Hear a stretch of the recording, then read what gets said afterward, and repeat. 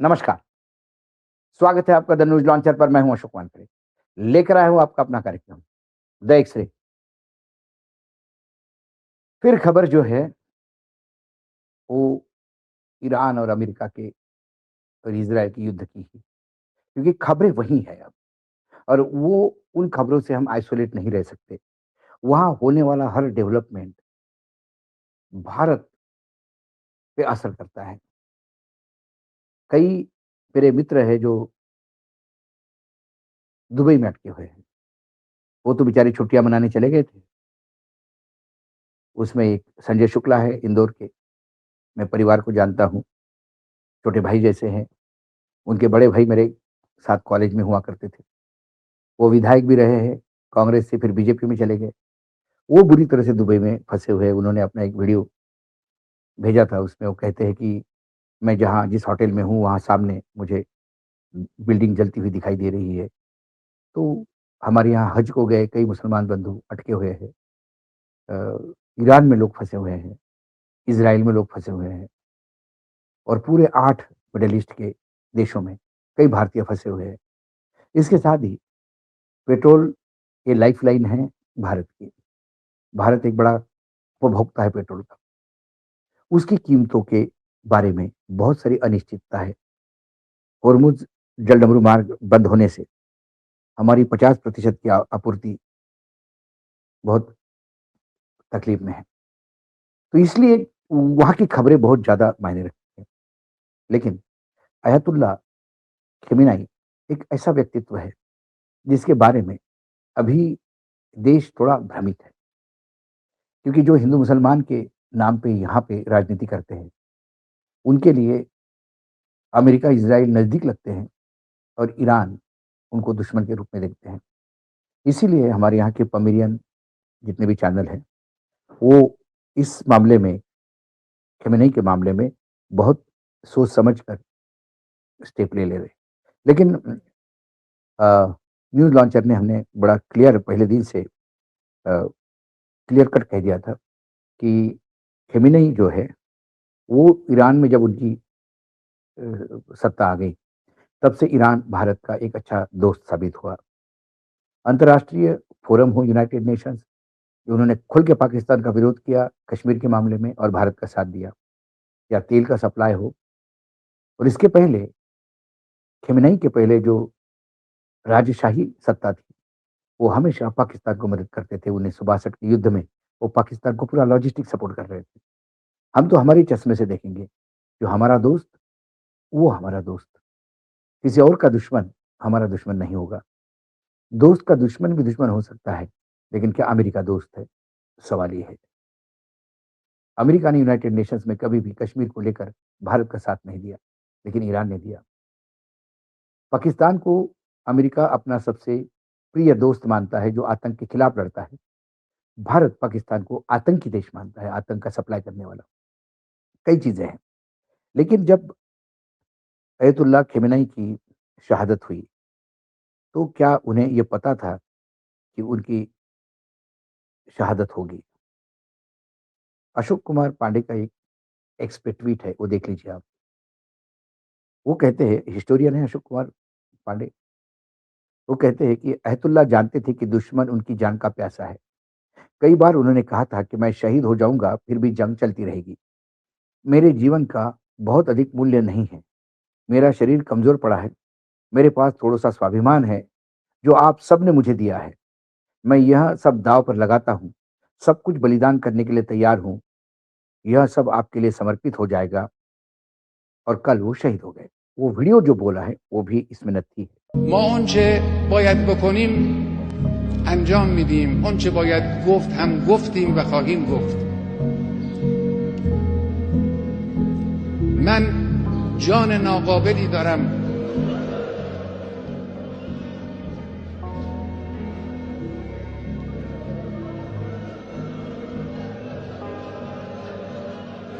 جسم ناقصی دارم.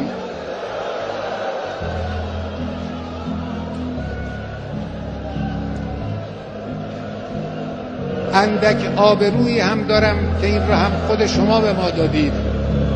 همه اینها رو من کف دست گرفتم در راه این انقلاب و در راه اسلام فدا خواهم کرد.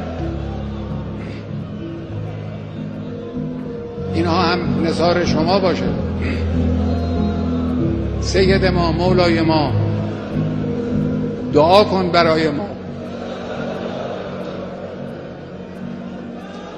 صاحب ما تویی، صاحب این کشور تویی، صاحب این انقلاب تویی.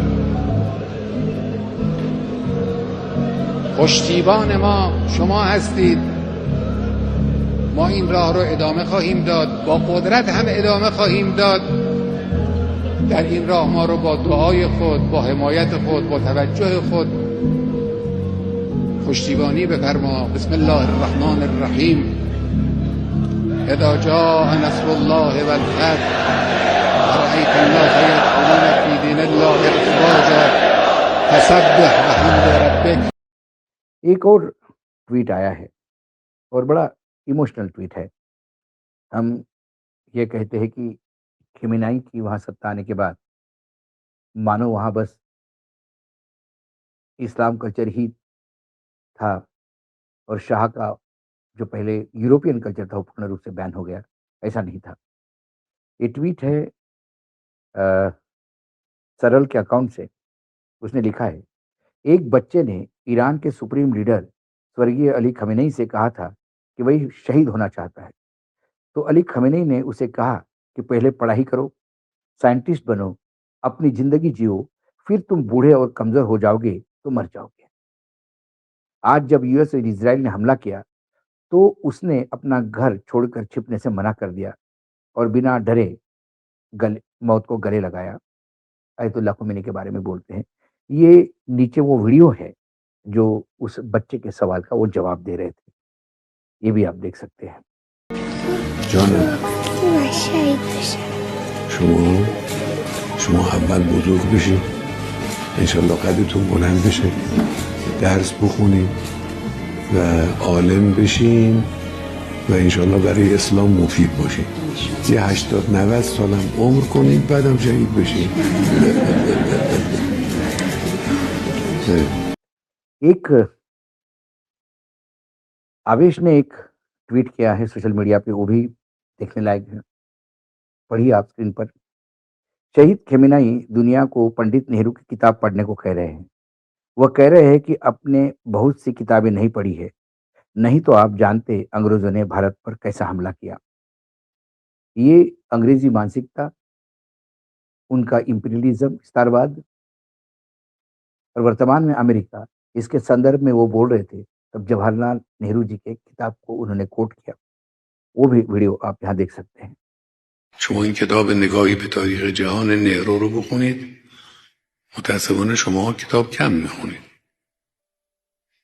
این نگاهی به تاریخ جهان نوشته نهروه. او شرح داده کیفیت ورود انگلیس ها رو به هند و اینکه در هند چیکار کردن. खेमेनेई ये जानते थे कि ये निर्णायक युद्ध होगा।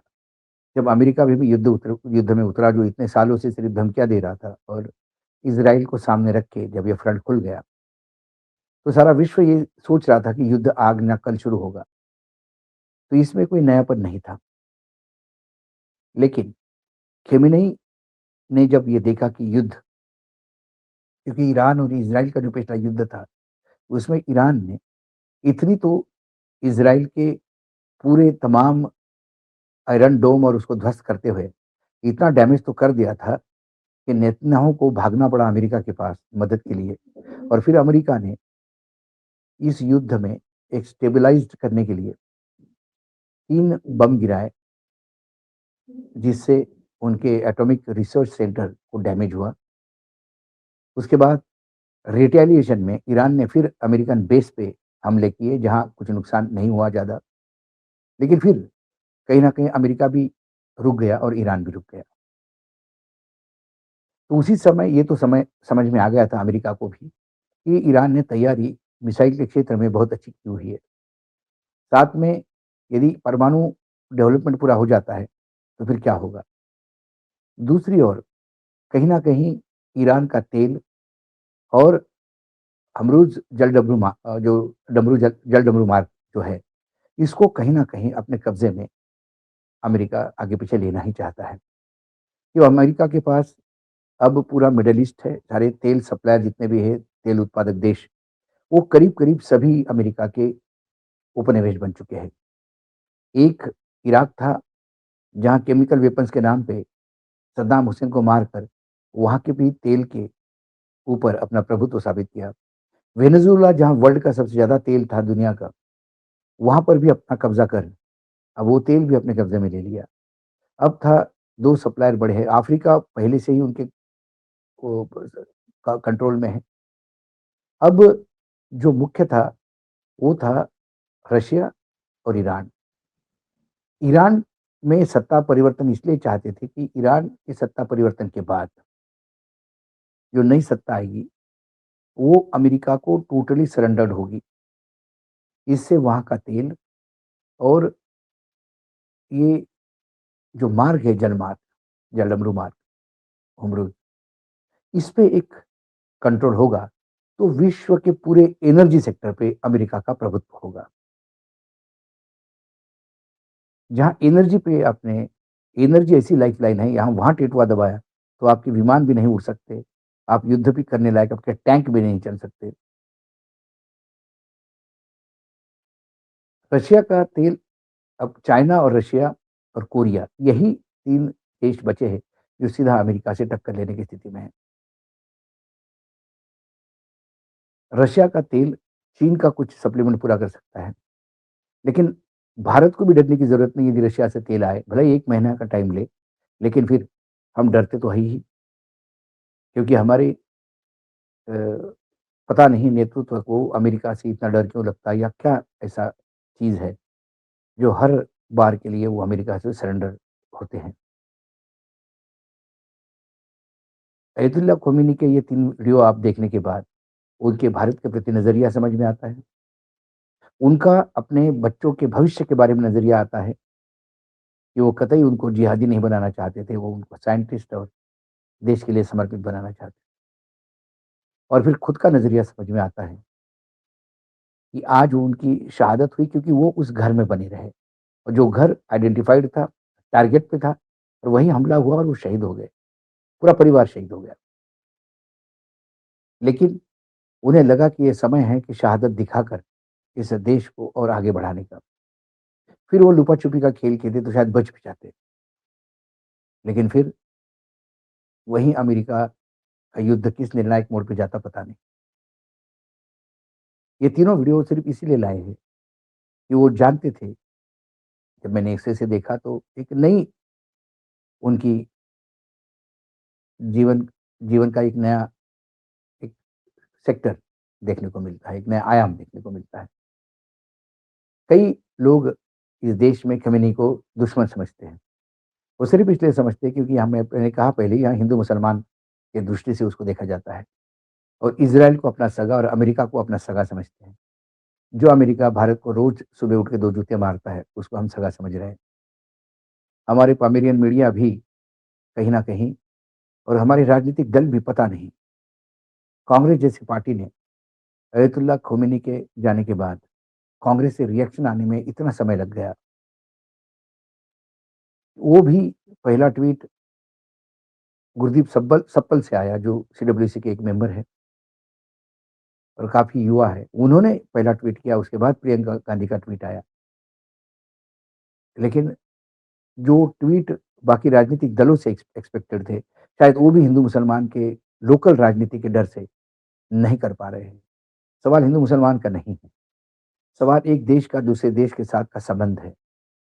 ईरान शिया देश होने के बावजूद भी अयतुल्ला खोमेनी का ईरान हमेशा भारत का मित्र सभी प्लेटफ़ॉर्म पे पूरी ताकत के साथ उभरा है और उसके पहले शाह का ईरान हमेशा पाकिस्तान का मित्र और भारत का दुश्मन करके ही उभरा है। ये फ़र्क हमें देखना होगा। जब मैं एक्स-रे से देखता हूँ तो मुझे बहुत सारी चीज़ें हमारे देश में भ्रम भ्रमित भ्रम द्वारा फैलाई गई ऐसा दिखाई देता है। इसीलिए तीनों ट्वीट लाए थे, तीनों वीडियोज़ लाए थे। आज एक्स-रे में इतना ही, कल फिर आता हूँ किसी विषय के साथ। तब तक के लिए नमस्कार, देखते रहिएगा द न्यूज़ लॉन्चर।